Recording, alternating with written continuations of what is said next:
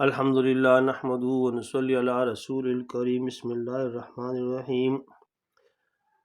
حضرت ابوبکر صدیق رضی اللہ عنہ جو باجماع اہل سنت انبیاء کے علاوہ تمام دنیا کے آدمیوں سے افضل ہیں، اور ان کا جنتی ہونا یقینی ہے کہ خود حضور اقدس صلی اللہ علیہ وسلم نے ان کو جنتی ہونے کی بشارت دی، بلکہ جنتیوں کی ایک جماعت کا سردار بتایا اور جنت کے سب دروازوں سے ان کی پکار اور بلاوے کی خوشخبری دی، اور یہ بھی فرمایا کہ میری امت میں سب سے پہلے ابوبکر جنت میں داخل ہوں گے۔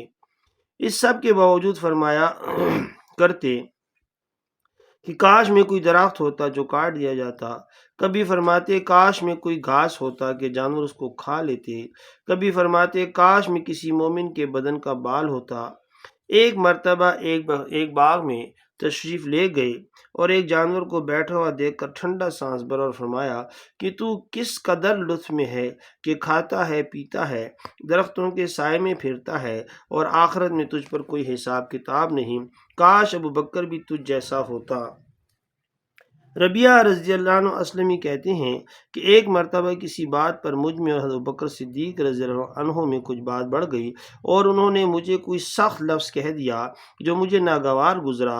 فوراً ان کو خیال ہوا، مجھ سے فرمایا کہ تو بھی مجھے کہہ دے تاکہ بدلہ ختم ہو جائے۔ میں نے کہنے سے انکار کیا تو انہوں نے فرمایا کہ یا تو کہہ لو ورنہ میں حضور صلی اللہ علیہ وسلم سے جا کر عرض کروں گا۔ میں نے اس پر بھی جوابی لفظ کہنے سے انکار کیا تو وہ اٹھ کر چلے گئے۔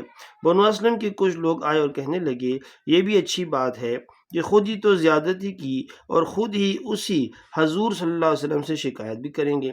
میں نے کہا تم جانتے بھی ہو یہ کون ہے؟ یہ ابوبکر صدیق رضی اللہ عنہ ہیں۔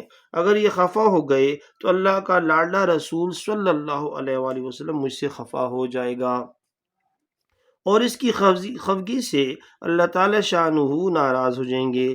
تو ربیعہ کی حالت میں کیا تردد ہے؟ اس کے بعد میں حضور صلی اللہ علیہ وسلم کی خدمت میں حاضر ہوا اور قصہ عرض کیا۔ حضور صلی اللہ علیہ وسلم نے فرمایا کہ ٹھیک ہے، تجھے جواب میں اور بدلے میں کہنا نہیں چاہیے، البتہ اس کے بدلے میں یوں کہے کہ اے ابوبکر اللہ تجھے معاف فرما دے۔ یہ اللہ کا خوف ہے کہ ایک معمولی سے کلمے میں حضرت ابوبکر صدیق رضی اللہ عنہ کو بدلے کا اس قدر فکر اور اہتمام ہوا کہ اول خود درخواست کی اور پھر حضور صلی اللہ علیہ وسلم کے واسطے سے اس کا ارادہ فرمایا کہ ربیعہ رضی اللہ عنہ بدلہ لے لیں۔ آج ہم سینکڑوں باتیں ایک دوسرے کو کہہ دیتے ہیں، اس کا خیال بھی نہیں ہوتا کہ اس کا بدلہ میں آخرت میں بدلہ بھی لیا جائے گا یا حساب کتاب بھی ہوگا۔